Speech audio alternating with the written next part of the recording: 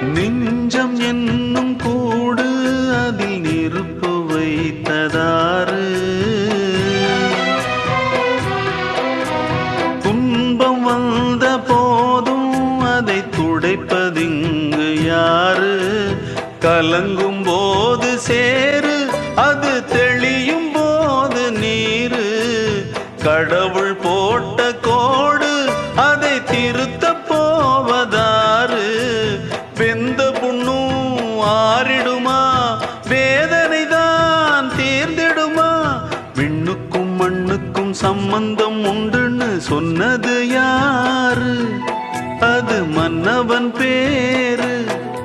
அந்த வானத்தை போல மனம் படைச்ச மன்னவனே, பனி துளிய போல குணம் படைச்ச தென்னவனே.